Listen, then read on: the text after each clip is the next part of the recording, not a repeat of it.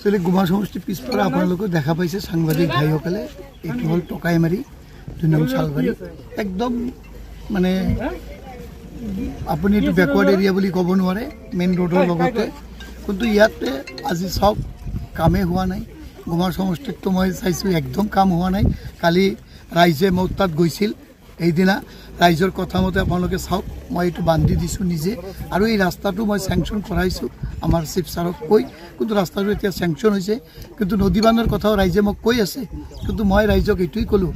যে আপোনালোকৰ MCLA আপোনালোকে 15 বছৰ ৰহিন্দ্ৰ বমক বনাইছে BPFৰ বনাইছে তো আপোনালোকৰ এতিয়াও MCLA বেলেগ আপোনালোকে MCLA থ্ৰোট কৰিব লাগিব আৰু এইবাৰ যে BTR নিৰ্বাচন আছে এই নিৰ্বাচনত আমাৰ হিন্দু মুছলমান যি জাতি জনগোষ্ঠী আছে বড় 100% কাম কৰি দিম আৰু পাৰ্কো পাইনৰ কাম এইটো বেছি হাইয়েষ্ট এইটো ইয়াৰ পৰা এইটো লৈকে 15 লাখ 10 পৰা 15 লাখ টকা হলে কাম হৈ যাব তো মই ভাবো যে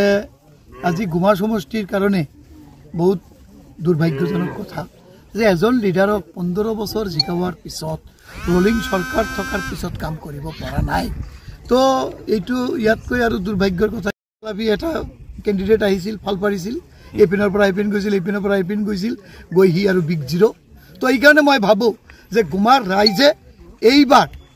এই কামৰ স্বাৰ্থত নিজৰ উন্নয়নৰ স্বাৰ্থত ডেভেলপমেণ্টৰ স্বাৰ্থত বিজেপিৰ বাহিৰে বেলেগক ভোট নিদিয়ে আৰু বিজেপি জিকাটো খাটাং আৰু আপোনালোকে ইতিমধ্যে দেখা পাইছে যেখিনি সৰু সুৰা কাম আছে BTC এই আমাৰ গুমাৰ সমষ্টিত মই যেতিয়া EM হৈছোঁ তেতিয়াৰ পৰা দলে মোক দায়িত্ব দিছে যে আপুনি চাব লাগে তেতিয়াৰ পৰা মই গাঁৱে ভুৱে কোণা কাঞ্চি সব জায়গাত গৈ আছো গৈ কিনি যেবিলাক সৰু সুৰা প্ৰব্লেম আছে এইখিনি আমি পাৰ্সোনালি কৰি ৰাইজৰ টেম্পৰাৰী সমস্যাখিনি সমাধান কৰি আছো এই টকাইমাৰি পাৰ্ট 1 এখন কয় মানে পালপাৰা বুলি কয় তাৰ মানে আজি আমি একত্ৰিত হৈছো এখানে আপোনালোকে বিচাৰ কৰি চাওক আপোনালোকে ঘোৰা আমাৰ এখন ৰাস্তাত হয়তো গাড়ী ঘোৰা লৈ আহিছে ৰাস্তাটোৰ কি অৱস্থা কেনেকৈ আহিছে আপোনালোকে নিজে জানে এইটো আমি কোৱা কথা বা বনোৱা কথা নহয় তাৰমানে বস্তুটো হ'ল আমি অত দিনৰ পৰা জিকে আছো মানে জিকা মানে কি এক না একজনাতো আহিবই হয়নে নহয় তাৰে মাজত আমি আজি 2-3 বাৰ জিকালো একজনক তাৰ পিছত আৰু 2-3 জন আহিল EDP গল কংগ্ৰেছ গল UPPL এতে আছে হ্যাঁ তা আমাৰ যেটো উন্নয়ন হ'ব লাগিছিল সেই মতে আমাৰ উন্নয়ন হোৱা নাই হ্যাঁ ইমান মানে ভিতৰৰ পৰা মানুহ এতে পাহাৰৰ পৰা লৈকে আমি বজাৰ যাব লাগে ভাওৰা কৰিব যায় ৰাস্তা পথ একবাৰ জৰাজীৰ্ণ অৱস্থা নাই বুলিয়ে ক'ব পাৰি হয় না সাৰে লগ লাগি এতিয়া আমাৰ টকাইমাৰি হয়তো কালি আপোনালোকৰ পৰা কাইবা আহিছে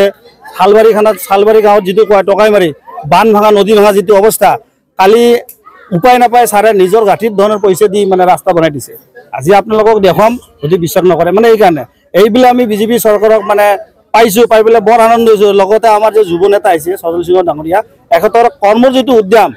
মানে বহুত ভাল লাগিছে আমাৰ ৰাইজে পুৰা ইমপ্ৰেছ হৈছে তাৰ কাৰণে হয় টকাইমাৰিত আমাৰ ইতিমধ্যে এটা নতুন ৰাস্তা চেংচন হৈ গৈছে 1400 মিটাৰৰ তো গতিকে এনেকুৱা যদি আমাৰ আগৰলৈকে যদি কৰি থাকে এখেতে প্ৰতিশ্ৰুতি যিটো দিয়ে এইটো কৰেও হয় না নহয় তাৰ কাৰণে আমি বৰ ৰাইজে এবাৰ আনন্দ পাইছো আপোনালোকে চাওক কিমান মানুহ আহিছে মানুহ খালি ক'বহে লাগে সজল সিং আৰু চাৰ নামহে ক'ব লাগে মানুহ নিজে আহিছে মাতিব নালাগে তো আমি বৰ আনন্দ হৈছো এইবাৰ ভাবিছো এখেতকে ভোটটো জয়যুক্ত কৰাৰ বুলি আমি এইবাৰ আশা কৰি আছো